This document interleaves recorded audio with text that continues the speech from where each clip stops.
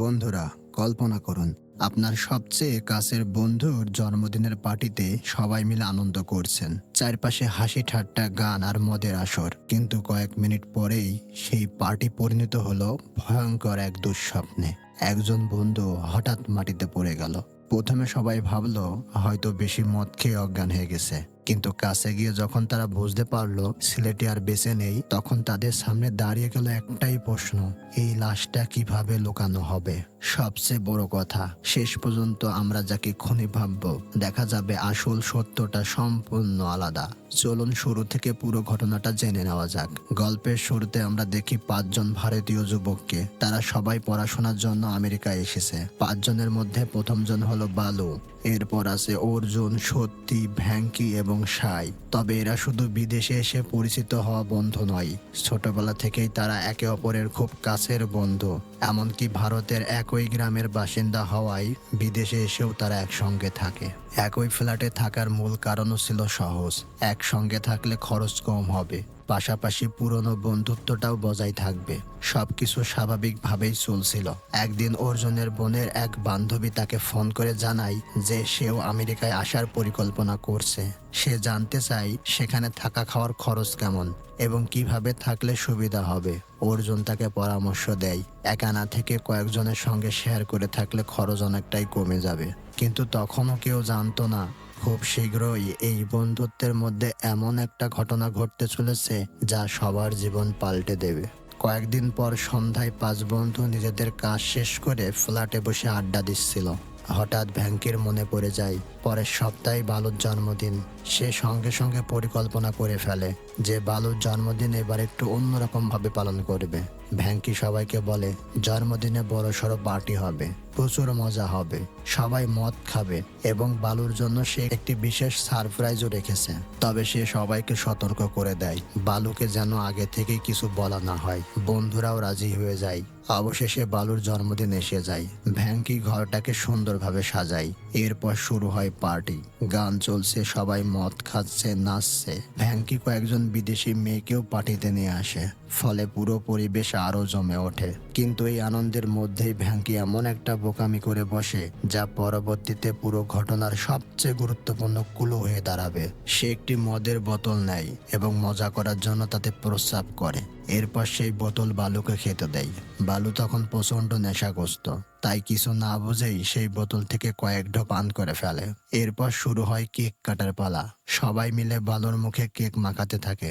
বালু তাদের হাত থেকে বাঁচতে দৌড়ে বাইরে যেতে যায়, কিন্তু বন্ধুরা তাকে ধরে আবার ভিতরে নিয়ে আসে। তার মুখে আরো কেক মাখানো হয়, এমনকি তার মাথার উপর বিয়ারও ঢেলে দেওয়া হয়। সবাই তখন হাসাহাসি করছে, কিন্তু হঠাৎ বালু পিছলে গিয়ে একটি কাঁচের টেবিলের উপর পড়ে যায়। সবাই প্রথমে এটাকে পার্টির আরেকটা মজার ঘটনা হিসেবেই নেয়। তারা ভাবে বেশি মদ খাওয়ার কারণে হয়তো বালু পড়ে গেছে। কেউ তাকে বলে উঠে দাঁড়াও, কিন্তু বালু নড়ছে না। তখন একজন তার কাছে গিয়ে শরীর নাড়ানোর চেষ্টা করে, কোনো সাড়া নেই। আরো কাছে গিয়ে তারা বুঝতে পারে বালু আর শ্বাস নিচ্ছে না। এক মুহূর্তেই পুরো পার্টির পরিবেশ বদলে যায়। কিছুক্ষণ আগেও যারা হাসছিল তারা এখন আতঙ্কে কাঁপছে। কারো মাথায় কিছু ঢুকছে না, তারা বুঝতে পারছে না কি করবে। ঠিক তখনই দরজায় ঘন্টা বেজে ওঠে। 4 বন্ধু ভয় পেয়ে যায়।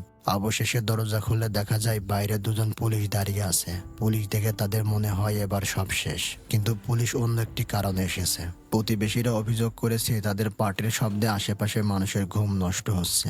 একজন পুলিশ তাদের সতর্ক করে বলে, পার্টি করতে চাইলে করো, কিন্তু শব্দ কম রাখতে হবে। 4 বন্ধু দ্রুত ক্ষমা চেয়ে পুলিশকে বিদায় করে দেয়। পুলিশ চলে যাওয়ার পর তারা আবার ঘরে ফিরে আসে। এবার নতুন একটা সমস্যা সামনে আসে। বালুর ফোনে তার মা বারবার ফোন করছে।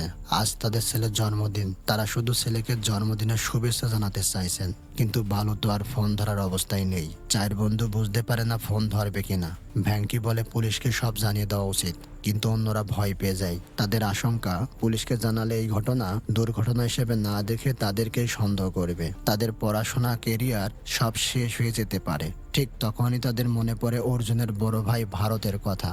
ভারত আমেরিকাতেই থাকে, তাই সবাই অর্জুনকে চাপ দেয় সে যেন তার ভাইকে এখানে ডেকে আনে। অর্জুন প্রথমে ভয় পেয়ে যায়, কিন্তু শেষ পর্যন্ত ভারতকে ফোন করে বলে, ভাইয়া আপনি এখনই এখানে চলে আসুন, খুব জরুরি ব্যাপার, ফোনে বলা সম্ভব নয়। ভারত প্রথমে আসতে চায় না, কিন্তু অর্জুনের কথাবার্তা শুনে সে বুঝতে পারে ব্যাপারটা গুরুতর। শেষ পর্যন্ত মাঝরাতেই সে তাদের ফ্ল্যাটে চলে আসে। ঘরে ঢুকে প্রথমে সাজসজ্জা দেখে ভারত ভাবে হয়তো জন্মদিনের পার্টির জন্য তাকে ডাকা হয়েছে, কিন্তু পরক্ষণে তার চোখ পড়ে বালুর উপর। বালুর মৃতদেহ দেখে তার মুখের হাসি মুহূর্তেই উধাও হয়ে যায়। সে জানতে চায় কি হয়েছে। চার বন্ধু তখন কাঁপতে কাঁপতে পুরো ঘটনা জানায়। তারা বলে তারা কেউ বালুকে মারেনি, পার্টির মধ্যে হঠাৎ বালু পড়ে যায় এবং তারপর আর ওঠেনি। ভারত প্রথমে পুলিশকে জানানোর কথা বলে, কিন্তু চার বন্ধু আবার তাকে আটকায়। তাদের ভয় পুলিশকে জানালে তাদের জীবন শেষ হয়ে যাবে। ভারতও বুঝতে পারে পরিস্থিতি ভয়ঙ্কর। এদিকে বালুর মা আবার ফোন করতে থাকেন, কেউ ফোন ধরতে সাহস পায় না। ভারত চারজনকে জিজ্ঞেস করে এই ঘটনার কথা আর কাউকে বলেছ? তারা জানায় ভারতই প্রথম ব্যক্তি যাকে তারা সবকিছু জানিয়েছে। কিন্তু বালুর মা একে একে সবার ফোনে কল করতে থাকেন। অবশেষে ভারতের নির্দেশে সত্যি ফোন ধরে। সে মিথ্যা বলে বালু পার্টি নিয়ে ব্যস্ত আছে, কিন্তু বালুর মা শুধু একবার ছেলের সঙ্গে কথা বলতে চান। সত্যি আর কথা চালিয়ে যেতে না পেরে ফোন কেটে দেয়। ভারত বুঝে যায় আর লুকিয়ে রাখা সম্ভব নয়। শেষ পর্যন্ত সে নিজেই বালুর মাকে ফোনে সত্যিটা জানায়। সে বলে পার্টির মধ্যে একটি দুর্ঘটনা ঘটেছে এবং বালু মারা গেছে। বালুর মা কিছুক্ষণ কোনো কথা বলতে পারেন না, তারপর ফোন কেটে দেন। এর কিছুক্ষণ পর বালুর বাবা সত্যিকে ফোন করেন। তিনি প্রথমে ভাবেন বন্ধুরা হয়তো বালুকে নিয়ে কোনো মজা করছে, কিন্তু যখন সবাই একই কথা বলতে থাকে তখন ধীরে ধীরে তিনি বুঝতে পারেন সত্যিই ভয়ঙ্কর কিছু ঘটেছে। এদিকে খবরটি ভারতের বাবা মার কাছেও পৌঁছে যায়। তারা ছেলেদের সঙ্গে যোগাযোগ করতে শুরু করেন। সবাই নিজের পরিবারকে বোঝাতে থাকে যে তারা ইচ্ছা করে কিছু করেনি, এটা দুর্ঘটনা। এরপর প্রবীণ নামের এক ব্যক্তি ভারতকে ফোন করে। প্রবীণ ভ্যাঙ্কির আত্মীয় এবং আমেরিকায় একটি ছোট চাকরি করে। ভ্যাঙ্কির বাবা তাকে সবকিছু জানিয়ে দ্রুত সেখানে যেতে বলেন। প্রবীণও তাদের সাহায্য করতে সেখানে চলে আসে, কিন্তু প্রবীণ শুরু থেকে বিষয়টি নিয়ে অস্বস্তিতে ছিল। সে বারবার বলছিল পুলিশকে না জানিয়ে এত বড় একটা বিষয় লুকানো অত্যন্ত ঝুঁকিপূর্ণ। কিন্তু ভ্যাঙ্কির বাবা তাকে অনুরোধ করেন ছেলেগুলোর জীবন বাঁচাতে যেন সে সাহায্য করে। শেষ পর্যন্ত প্রবীণও রাজি হয়। এখন তাদের সামনে সবচেয়ে বড় প্রশ্ন, বালুর মৃতদেহ কোথায় রাখা হবে? কেউ বলে মৃতদেহ অন্য কোথাও নিয়ে যেতে হবে, কেউ আরো ভয়ঙ্কর কিছু করার কথা বলে, কিন্তু ভারত সেগুলোতে রাজি হয় না। সে বলে বালু আমার ভাইয়ের মতো, তার শরীরের সঙ্গে এমন কিছু করা যাবে না। তারপর সে একটি পরিকল্পনা দেয়, বাড়ির পেছনে জায়গা করে সেখানে বালুকে কবর দেওয়া হবে। প্রবীণ অবশ্য সতর্ক করে দেয় ভবিষ্যতে যদি বাড়ির মালিক জায়গাটা খুঁড়ে ফেলে তাহলে পুরো ঘটনা প্রকাশ হয়ে যাবে। ভারত তখন আরো বড় সিদ্ধান্ত নেয়, তাদের এই বাড়িটাই কিনে নিতে হবে, তাহলে ভবিষ্যতে কেউ এখানে খোরাখুরি করার সুযোগ পাবে না। বন্ধুরাও শেষ পর্যন্ত রাজি হয়ে যায়। এর পাশাপাশি বালু যেন কখনো তাদের সঙ্গে এখানে থাকতো এমন কোনো প্রমাণও রাখা যাবে না। তাই তার থাকার রেকর্ড, পড়াশোনার কাগজপত্র সবকিছু মুছে ফেলার পরিকল্পনা করা হয়। এমনকি সবাই নিজেদের পড়াশোনা বন্ধ করে দেশে ফিরে যাওয়ার প্রস্তুতিও নিতে থাকে। কিন্তু এরই মধ্যে নতুন বিপদ। বালুর মা বাবা সিদ্ধান্ত নেন তারা নিজেরাই আমেরিকায় এসে ছেলেকে শেষবারের মতো দেখতে চান। এই কথা শুনে সবাই আবার আতঙ্কিত হয়ে যায়, কারণ তারা জানে না বালুর মা বাবা এখানে এসে কি করবেন। তাই সিদ্ধান্ত হয় তারা না আসা পর্যন্ত বালুকে কবর দেওয়া হবে না। ঘর পরিষ্কার করে বালুকে সেখানে শুয়ে রাখা হয়। কিন্তু এরপর চার বন্ধুর মধ্যেও ঝগড়া শুরু হয়। সাই পুরো ঘটনার জন্য ভ্যাঙ্কিকে দায়ী করে। তার যুক্তি, ভ্যাঙ্কি জন্মদিনের পার্টির আয়োজন করেছিল এবং অতিরিক্ত মদ খাওয়ার কারণে বালুর মৃত্যু হয়েছে। অর্জুন সবাইকে শান্ত করে বলে এখন ঝগড়া করলে পরিস্থিতি আরো খারাপ হবে, যা হওয়ার হয়ে গেছে। কিন্তু অন্যদিকে ভারত ও প্রবীণের সন্দেহ আরো গভীর হতে থাকে। প্রবীণ একটা বিষয় লক্ষ্য করে, বালুর শরীরের রং নীল হয়ে গেছিল। শুধু পড়ে গিয়ে মারা গেলে এমনটা হওয়ার কথা নয়, শরীরেও বড় কোনো আঘাত নেই। তাই প্রবীণের মনে হয় বালুর মৃত্যু হয়তো দুর্ঘটনা নয়। ভারতীয় বিষয়টি গুরুত্ব দিয়ে দেখতে শুরু করে, তবে সে নিজের ভাই অর্জুনকে সন্দেহ করতে চায় না। তবুও প্রবীণের চাপের কারণে তারা চার বন্ধুর গোপনে তদন্ত শুরু করে। প্রত্যেককে জিজ্ঞেস করা হয় বালুর সঙ্গে কারো ঝগড়া হয়েছিল কিনা, কেউ কি তাকে অপছন্দ করত, কারো কি তার উপর রাগ ছিল, কিন্তু কোনো পরিষ্কার উত্তর পাওয়া যায় না। ভারত ধীরে ধীরে ভাবতে শুরু করে হয়তো তারা অযথাই সন্দেহ করছে, বালু সত্যিই হয়তো কোনো শারীরিক সমস্যা হয়েছিল।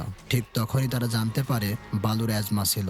ভারত অনুমান করে হয়তো পার্টির সময় অ্যাজমা অ্যাটাক হয়েছিল। আর শরীর নীল হওয়ার কারণ হতে পারে অন্য কোনো ওষুধের প্রতিক্রিয়া। কিন্তু প্রবীণ তাতে সন্তুষ্ট হয় না। সে বাড়ির ডাস্টবিনগুলো খুঁজতে শুরু করে, আর তখনই সে এমন একটা জিনিস খুঁজে পায় যা পুরো ঘটনাকে নতুন দিকে নিয়ে যায়। ওয়াশরুমের ডাস্টবিনে পাওয়া যায় একটি বিষের বোতল। অন্যদিকে বালুর অ্যাজমা ওষুধ পরীক্ষা করে দেখা যায় সেটি মেয়াদ উত্তীর্ণ।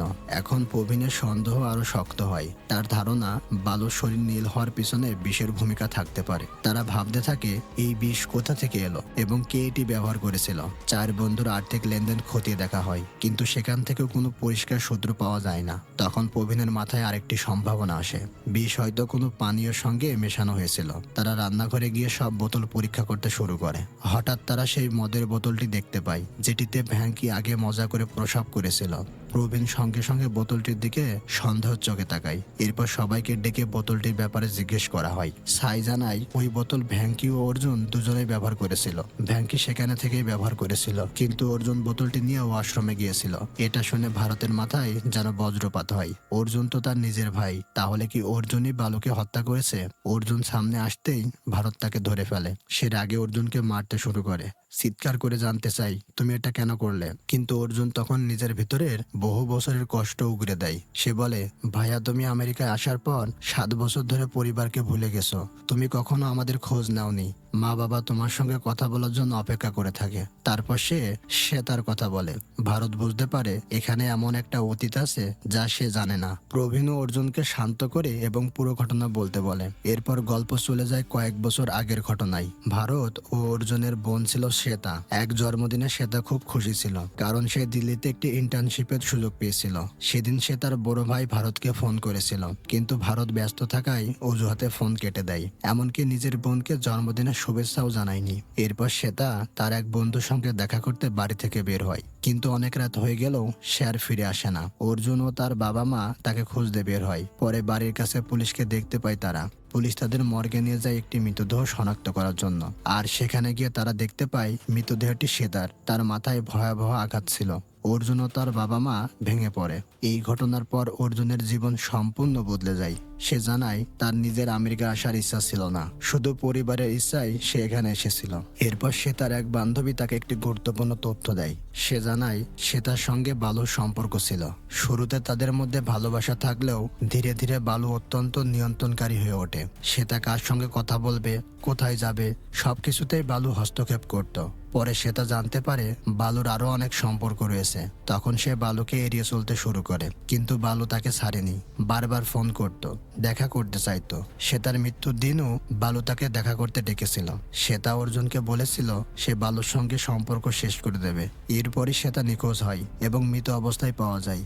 অর্জুনের সন্দেহ সরাসরি বালুর দিকে যায়। সে গোপনে বালুকে একটি অচেনা নাম্বার থেকে মেসেজ করে। মেসেজে হুমকি দেওয়া হয় সেটার ব্যাপারে সব সত্যি প্রকাশ করে দেওয়া হবে। বালু ভয় পেয়ে টাকা পাঠায়। অর্জুন তখন আরো নিশ্চিত হয়ে যায় যে বালুই শ্বেতার মৃত্যুর জন্য দায়ী। কিন্তু একটা প্রশ্ন থেকেই যায়, শ্বেতার হত্যার অভিযোগে তো অন্য একজন ইতিমধ্যে জেলে ছিল। তাহলে বালু আসলে কিভাবে এই ঘটনার সঙ্গে জড়িত? বর্তমানে ফিরে এসে ভারত অর্জুনকে জিজ্ঞেস করে সে কিভাবে নিশ্চিত হলো যে বালুই সে তাকে হত্যা করেছে। অর্জুন শুধু বলে সে নিশ্চিত। এরপর সে ঘর থেকে বেরিয়ে যায়। ভারত প্রবীণকে বলে অর্জুন হয়তো আবেগের বশে ভয়ঙ্কর একটা সিদ্ধান্ত নিয়ে ফেলেছে। সে ঠিক করে বালুর মা বাবা এলে পুরো সত্যিটা জানাবে। অবশেষে বালুর মা বাবা আমেরিকায় পৌঁছে যায়। ছেলের মৃতদেহ দেখে তারা ভেঙে পড়ে। ভারত তখন সিদ্ধান্ত নেয় সব সত্যি বলে দেবে। কিন্তু ঠিক সেই মুহূর্তে বালুর বাবা এমন একটি কথা বলেন যা পুরো রহস্যর মোড় ঘুরিয়ে দেয়। তিনি জানান কয়েক মাস আগে বালু নিজেই তাকে ফোন করে সব স্বীকার করেছিল। বালু স্বীকার করেছিল সে তার সঙ্গে তার ঝগড়া হয়েছিল। রাগের মাথায় চলন্ত গাড়ি থেকে সে তাকে বাইরে ফেলে দেয়। সে তার মাথায় একটি পাথরের সঙ্গে আঘাত পায়। তখনও সে বেঁচে ছিল। বালু চাইলে তাকে হাসপাতালে নিয়ে যেতে পারত, কিন্তু ভয় পেয়ে সে পালিয়ে যায়। পরে নিজের বাবার কাছে সব স্বীকার করে। বালুর বাবা বলেন সে আমার একমাত্র ছেলে ছিল।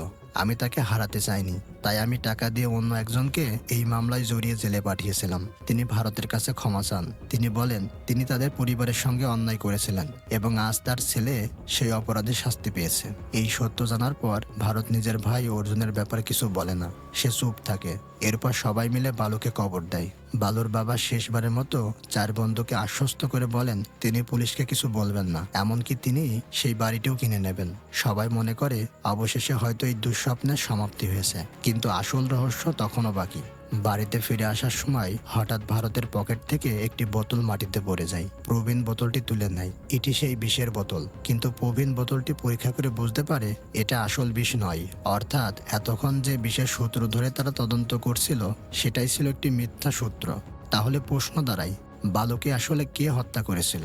এবার গল্প আবার ফ্ল্যাশব্যাকে ফিরে যায়। আমরা দেখতে পাই অর্জুন যখন জানতে পারে বালুই সে তার মৃত্যুর জন্য দায়ী, তখন সে ভারতকে ফোন করে। অর্জুন প্রতিশোধ নেওয়ার কথা বলে। সে ভারতকে একটি বিষের বোতল এনে দিতে বলে। ভারত তখন কোনো বাধা দেয় না, বরং তাকে একটি বোতল এনে দেয়। কিন্তু সেই বোতলে আসলে কোনো আসল বিষ ছিল না। ভারত ইচ্ছা করেই নকল বিষ দিয়েছিল, কারণ সে চায়নি তার ভাই অর্জুন খুনের মামলায় জড়িয়ে পড়ুক। কিন্তু ভারত শুধু এতেই থেমে থাকেনি। বালুর জন্মদিনের পার্টির দিন সে পুরো পরিকল্পনাটি বাস্তবায়ন করে। পার্টির মাঝখানে বালু যখন বন্ধুদের হাত থেকে বাঁচতে কিছুক্ষণের জন্য বাইরে যায়, তখন ভারত সুযোগটি কাজে লাগায়। বালু নেশাগ্রস্ত থাকার সুযোগ নিয়ে ভারত তাকে একটি বিষাক্ত ইনজেকশন দেয়। এরপর বালু আবার ঘরে ফিরে আসে। কিছুক্ষণ পর সে পড়ে যায় এবং মারা যায়। অর্থাৎ পুরো সময় সবাই যে মানুষটিকে সন্দেহ করছিল সেই অর্জুন আসলে খুনি নয়। অর্জুন প্রতিশোধ নিতে চেয়েছিল ঠিকই, কিন্তু সে হত্যাটা করেনি। আসল খুনি ছিল ভারত। নিজের ভাইকে বাঁচানোর জন্য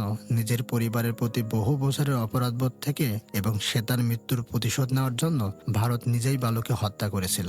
সবশেষে পরিচালক সে তার একটি আসল ছবি দর্শকদের সামনে তুলে ধরেন, আর বোঝানো হয় এত বছর ধরে যে সত্যিটি চাপা পড়েছিল অবশেষে সেটাই সবার সামনে প্রকাশ পেয়েছে। এভাবেই শেষ হয় একটি ভয়ঙ্কর সাইকোলজিক্যাল সাসপেন্সের গল্প। তো বন্ধুরা, পুরো গল্পটা কেমন লাগলো অবশ্যই কমেন্ট করে জানাবেন। আর আপনি যদি আমাদের চ্যানেলে নতুন হয়ে থাকেন তাহলে চ্যানেলটি সাবস্ক্রাইব করে আমাদের পাশে থাকুন, কারণ এমন আরও রহস্যময় ও অবাক করা সিনেমার গল্প নিয়ে আমরা আবারও ফিরে আসব। ততক্ষণ পর্যন্ত ভালো থাকুন। ধন্যবাদ।